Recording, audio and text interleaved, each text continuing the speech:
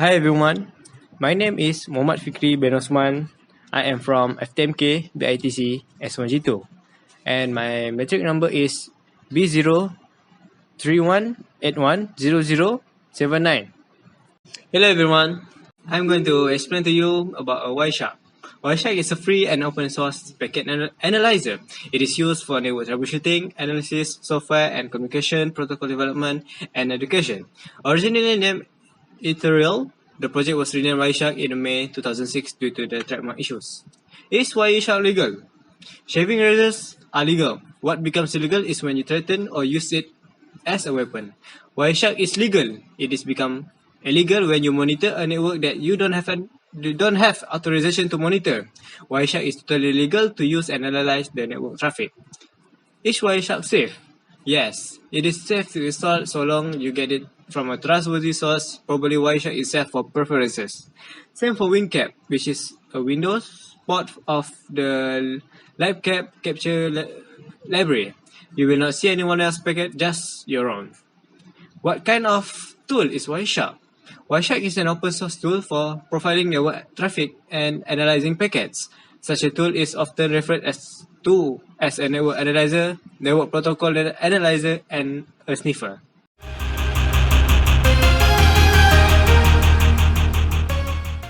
Hi and Assalamualaikum everyone. My name is NABILAH SYAKILA binti NORUDDIN with metric number B031710134.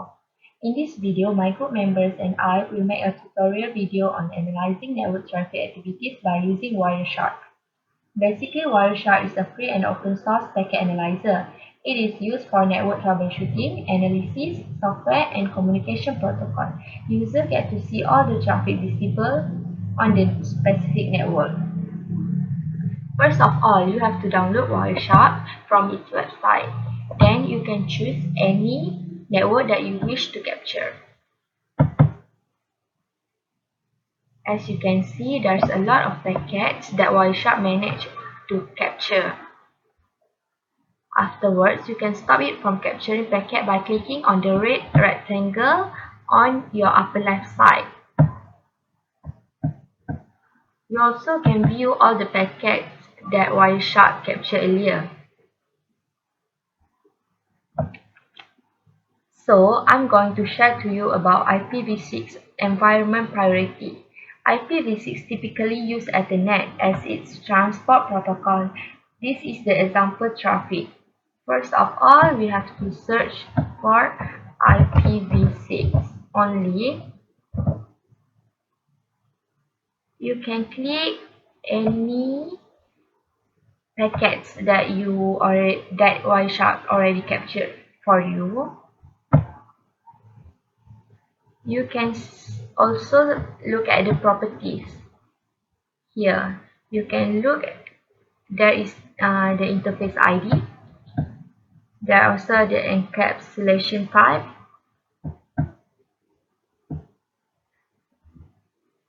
We also can know the frame number of that specific IP address that we chose earlier, which is 37, frame length 90 bytes, captured length also 90 bytes.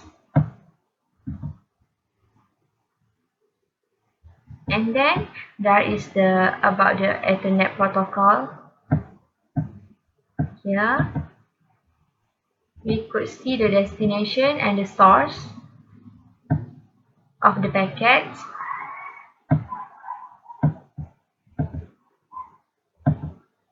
That's more about IPv6.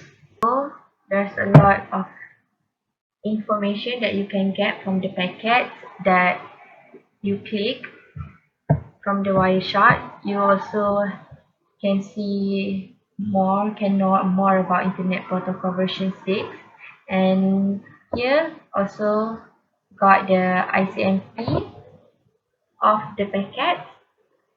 Okay, that's all from me. Thank you.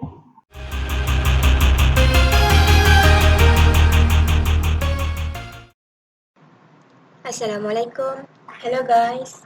My name is SITI BINTI WAHAB and my metric number is B031810149.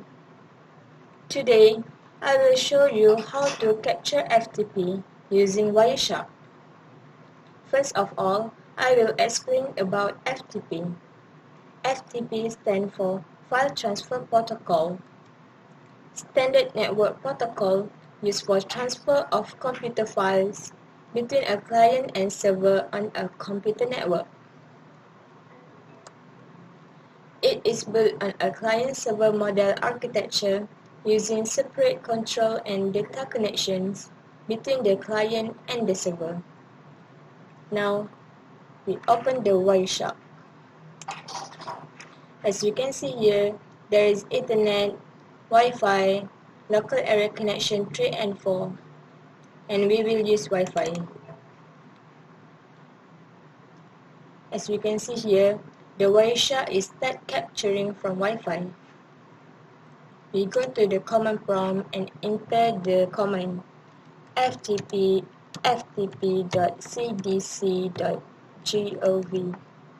Click enter.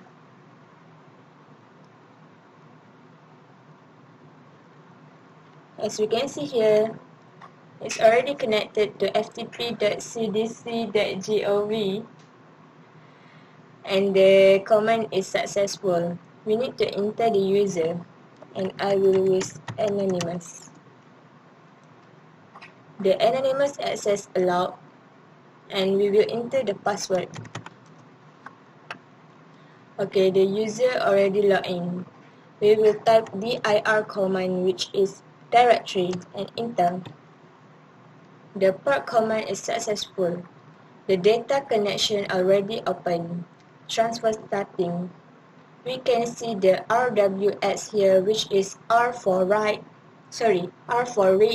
W for write, and X for execute. The one owner is anonymous, and there is a group. The transfer is complete. It's 547 bits received in 0.04 seconds. Now we enter quit. We go back to the Wireshark. At the filter box, we enter the FTP.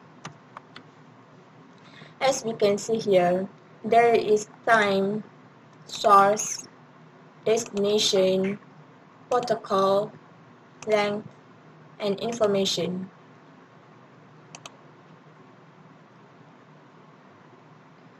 The info tells us about what we do. The user I use anonymous and the pass I use is IN. The export command successful and the list. The data connection already open and transfer starting. The transfer complete. At the below here we can see the details.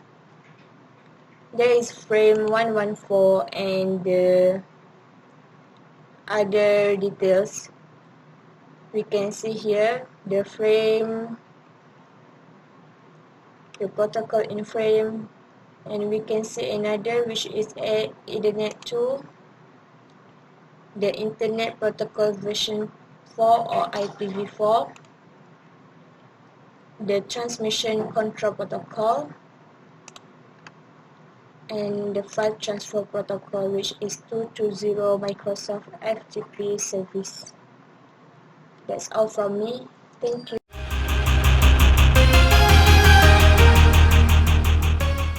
Hello guys, my name is THENNARASU and I'm from FTMK BITC S1G2. My metric number is B031810085. Hi guys, next I gonna explain about how to capture or sniffing HTTP by using Wireshark. Before that, I gonna explain about HTTP. What is HTTP?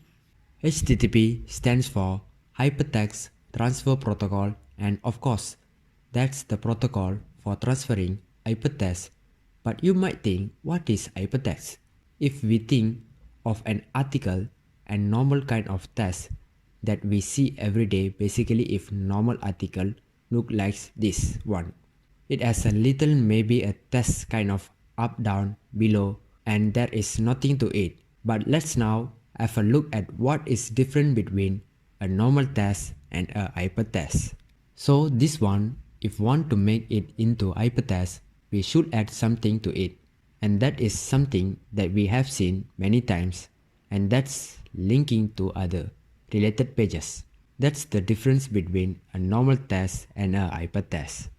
Hypertext is a series of text documents which are linked to each other by hyperlinks, and HTTP protocol is function to transfer hypertext from web server to web browser. Now, let's get back to the topic. First, we select Wi-Fi and click Start. The Wireshark will start capturing the data. After that, we need to open a browser and enter any website, for example, UTEM website.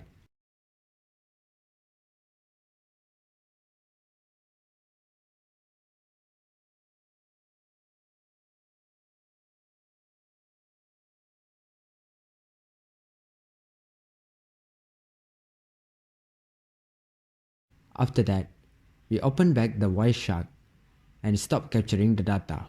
At the filter, we type HTTP protocol and enter. Then the destination will show the packet data that are sent and a GET request. A GET request is a simple request to get information from a website. This is the source and this is the my IP address. While down here is the additional information. If you notice, there is a HTTP section at the bottom. We can scroll down and we can see that the host is ulearn.utem.edu.my, and that's obviously correct. And here we can see which machine we was accessing this website from. So we was on a Windows and we using from Google Chrome. Here TCP is its from spot level. This is the network level or layer, and this is the data link layer. What happens here, we are requesting the path/on the website we have here. So we got that all in there. So that's how we can look at some HTTP information here.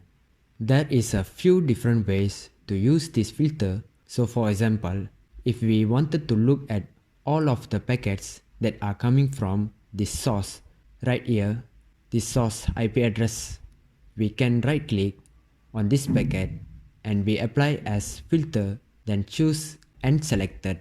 Now we sell out HTTP up here, but we have also entered the source IP. So now we are all able to see all of the HTTP messages that we have sent from this computer to the website. Because we filtered by IP addresses of this computer, we can see all messages that we have sent alternatively.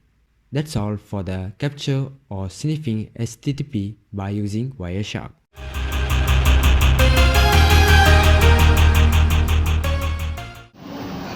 Hi, my name is SHATIIsh. I'm from 1 BITC and my matric card number is B0318100067.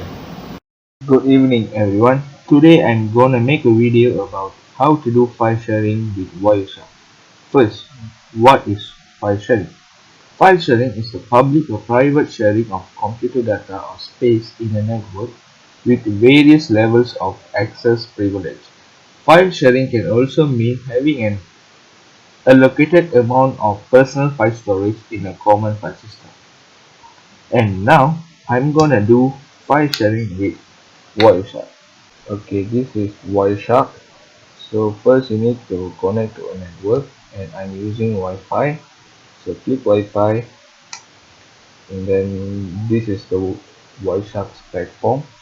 And now you need to find an image from Google. So Google, then type penguin images, then choose an image. So okay, I like this image, so click it and then click visit. So as you can see, there are 10 options here, so you can choose either one.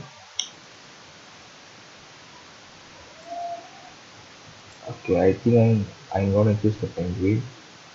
So right click, open image in new tab. So this is the name of the image. So now back to Wireshark. Click type HTTP and search for the image file. So this is it. So click it and then stop capturing packet and click file, go to export object and then HTTP. In this you need to you need to find the file name. So after you find the file name, you need to save. Just click desktop and then save. So close. So this is the photo.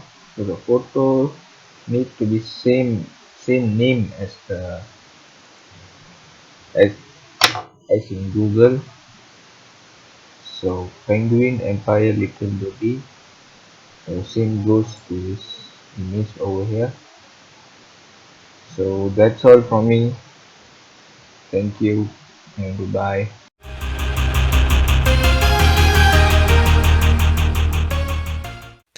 Hi guys, I'm going to explain about Telnet, and after that I will be showing you how it works and how do we trace it in Wireshark. First, what is Telnet? Telnet is a user command and underlying TCP/IP protocol for accessing remote computers. Through Telnet, an administrator, another user, can access someone else's computer remotely. On the web, HTTP and FTP protocols allow you to request specific files from remote computers, but not to actually be logged on as a user of that computer. From the situation, I can generally explain to you how it works. For example, an user 1 that use a FTP protocol, it needs to request to user 2, where user 2 needs to grant the permission before the file is given to user 1. That is FTP and HTTP protocol.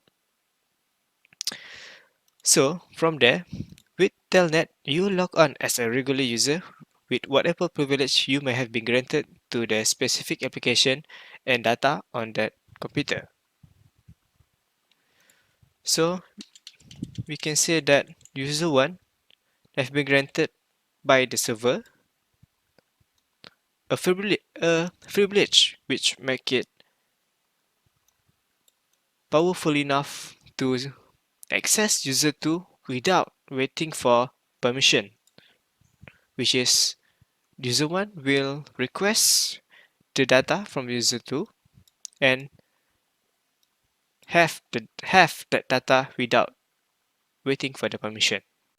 Okay, to perform telnet, the server and the client needs to enable the feature first, which is for the server, it needs to enable server telnet, and for the client, it needs to enable client telnet. So now I'm going to show you how do we perform the telnet using the real live device. So first, we will go to the CMD in the server PC, run as administrator, and we need to start the telnet. So we will put net start telnet, and we wait until the service is start successfully, and then we will proceed to the client PC. So from here, we are going to need to open the telnet and perform the request services to ask for the data that we need from the server. So from the telnet, we will open the IP address for the server.